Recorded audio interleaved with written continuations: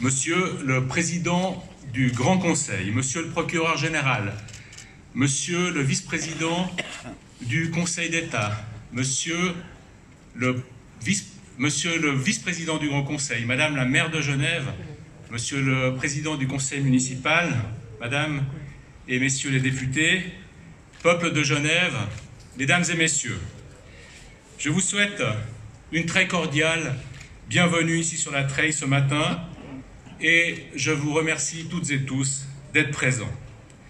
Malgré la situation pour le moins délicate et pour le moins tendue que nous traversons encore, c'est un plaisir d'être toutes et tous ensemble pour partager ce moment ancré dans l'histoire.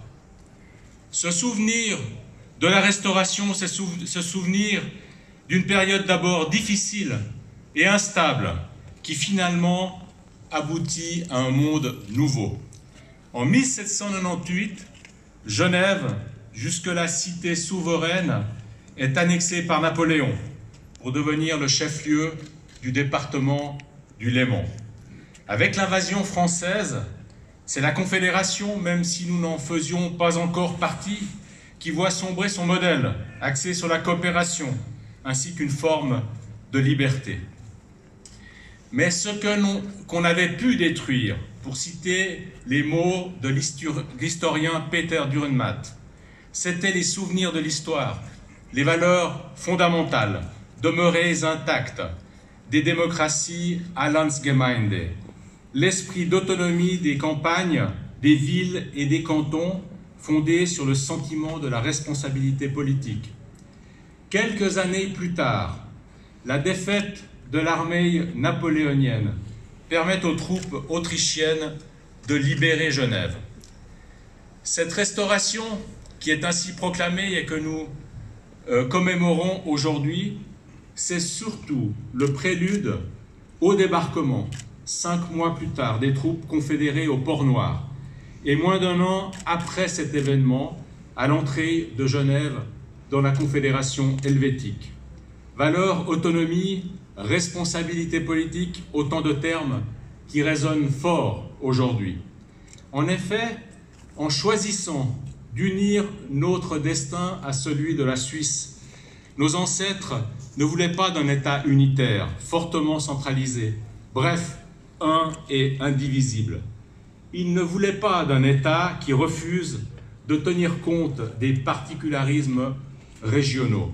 Ils ne voulaient pas d'un État qui efface les différences confessionnelles. Mais ils voulaient d'un État qui sache faire prendre conscience aux citoyennes et aux citoyens de leurs devoirs envers la patrie et la famille, envers les plus faibles également.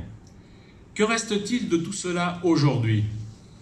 Il reste des Suisses qui tentent de se comprendre, et qui y parviennent bien sûr, les uns et les autres en 4 langues, de surmonter le fameux Röstigraben, ou d'enjamber les fossés entre les villes et les campagnes, entre les plaines et les montagnes.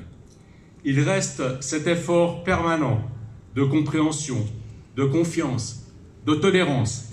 Il reste ces différences qui, conjuguées, font naître des valeurs communes.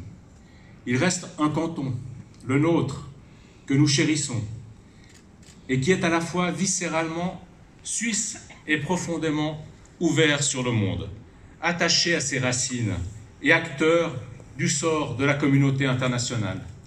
Genève, c'est un canton à l'écoute de ses résidents et de ses citoyens.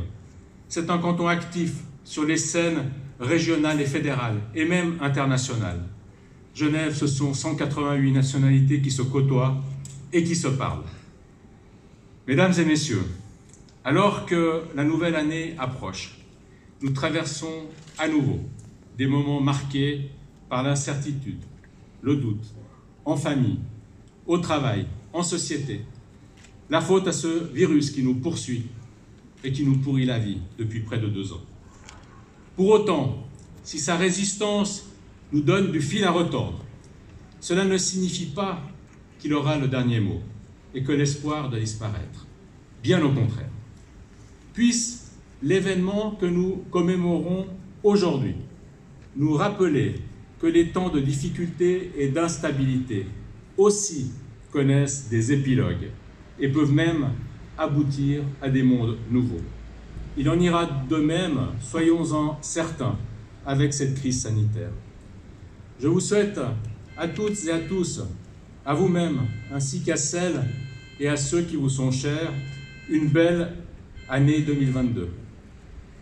Merci à toutes celles et à tous ceux qui se sont mobilisés ce matin pour rendre cette cérémonie, comme à l'accoutumée, digne et belle. Vive Genève, vive la Suisse!